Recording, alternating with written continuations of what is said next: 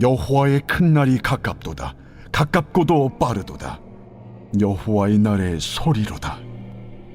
용사가 거기서 심히 슬피 우는도다. 그날은 분노의 날이요 환난과 고통의 날이요 황폐와 패망의 날이요 캄캄하고 어두운 날이요 구름과 흑암의 날이요 나팔을 불어 경고하며 견고한 성읍들을 치며 높은 망대를 치는 날이로다. 내가 사람들에게 고난을 내려 맹인같이 행하게 하리니 이는 그들이 나 여호와께 범죄하였음이라. 또 그들의 피는 쏟아져서 티끌같이 되며 그들의 살은 분토같이 될지라.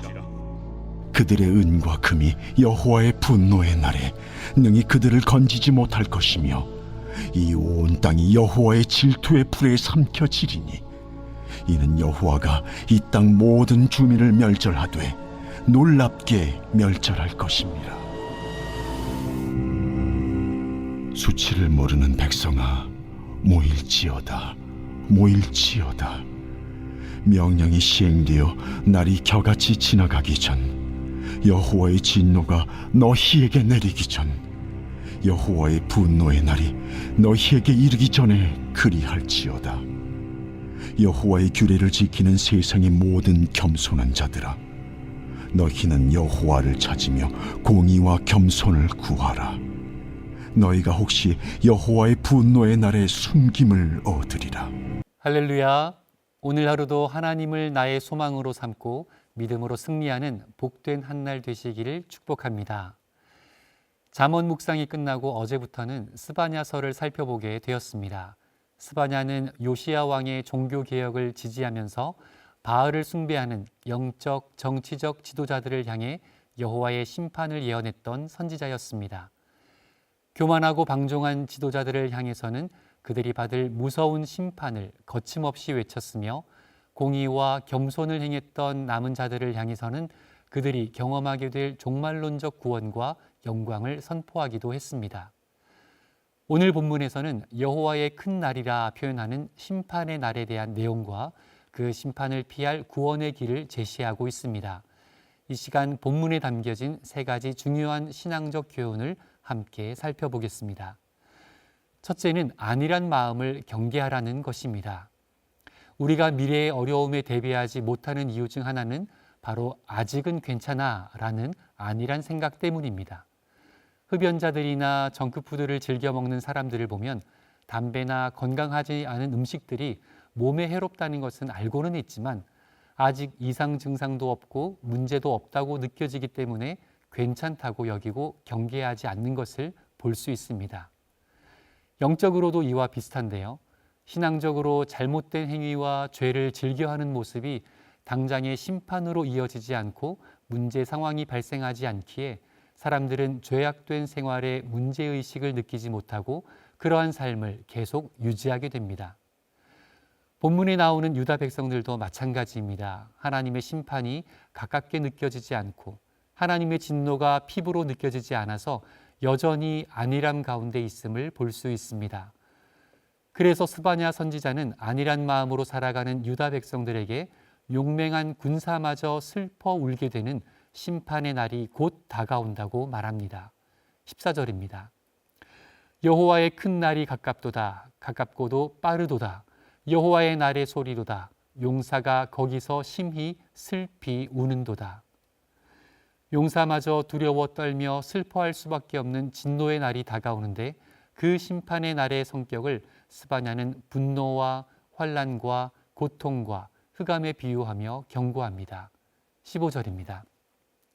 그 날은 분노의 날이요 환난과 고통의 날이요 황폐와 패망의 날이요 캄캄하고 어두운 날이요 구름과 흑암의 날이요. 그리고 더 구체적으로는 외적의 침략이 있으리라고 경고함으로써 유다가 직면하게 될 위기 상황을 묘사하고 있습니다. 16절입니다. 나팔을 불어 경고하며 견고한 성읍들을 치며 높은 망대를 치는 날이로다. 적군이 쳐들어오는 경고의 나팔을 불어도 저항할 수 없는 강력함에 유다의 성읍들은 무너질 것이며 적의 공격을 살피는 망대마저 다 무너져 비참한 파국을 면할 수 없음을 얘기합니다. 우리 그리스도인들이 정말 경계해야 할 것은 바로 영적인 안일함입니다. 주님께서 당부하신 대로 언제 주님이 다시 오실지, 내가 주님 앞에 언제 부름을 받게 될지는 모른다는 마음으로 항상 깨어 있기를 축복합니다.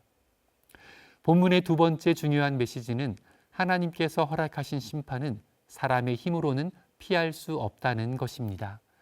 스바냐 선지자는 외적이 침공해 왔을 때 예루살렘에서 어떤 일들이 일어날지 다음과 같이 예고하였습니다. 17절입니다. 내가 사람들에게 고난을 내려 맹인같이 행하게 하리니 이는 그들이 나 여호와께 범죄하였음이라. 또 그들의 피는 쏟아져서 티끌같이 되며 그들의 살은 분토같이 될지라. 그들의 은과 금이 여호와의 분노의 날에 능히 그들을 건지지 못할 것이며 이 온 땅이 여호와의 질투의 불에 삼켜지리니 이는 여호와가 이 땅 모든 주민을 멸절하되 놀랍게 멸절할 것임이라. 적의 침공 앞에서 어디로 피해야 할지 몰라 우왕좌왕하는 사람들의 모습이 마치 맹인이 길을 잃고 헤매는 것과 같다고 합니다. 그리고 많은 사람이 적의 칼에 죽임을 당해 피로 땅을 적실 것이며 시체는 제대로 매장되지 못한 채 썩어 분토같이 될 것입니다. 사람들이 그토록 중시했던 은과 금은 아무런 도움이 되지 못하였습니다. 유다가 이렇게 참혹한 심판을 피할 수 없었던 이유는 여호와 하나님의 질투의 불 때문이었습니다. 유다 백성이 우상을 섬기며 하늘의 별들에게 경배하는 것이 하나님으로 하여금 분노와 질투를 일으켜 심판에까지 이르게 된 것입니다. 하나님의 백성이라 자처하는 인간들이 오히려 하나님을 저버리고 하나님께서 싫어하시는 것들을 의지하고 사랑하고 섬겼던 것에 대한 결말입니다. 인간은 안전을 위해 재물을 모으고 세상의 것들을 추구하지만 그 어느 것도 하나님의 심판 앞에 맞설 수 있는 것은 없었습니다. 이렇게 아무런 소망 없는 유다를 향해 선지자가 던지는 세 번째 메시지는 바로 회개하라는 것입니다. 1절 보겠습니다. 수치를 모르는 백성아 모일지어다 모일지어다.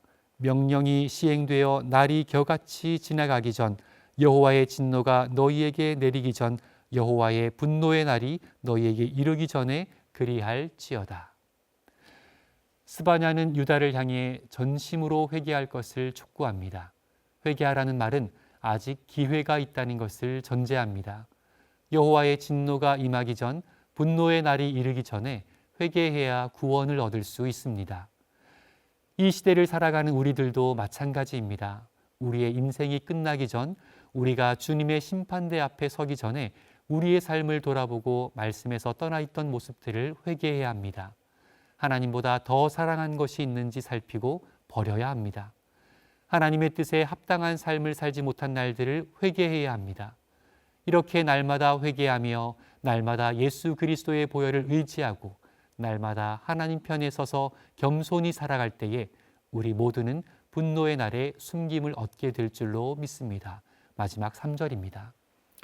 여호와의 규례를 지키는 세상의 모든 겸손한 자들아, 너희는 여호와를 찾으며 공의와 겸손을 구하라. 너희가 혹시 여호와의 분노의 날에 숨김을 얻으리라. 함께 기도하겠습니다.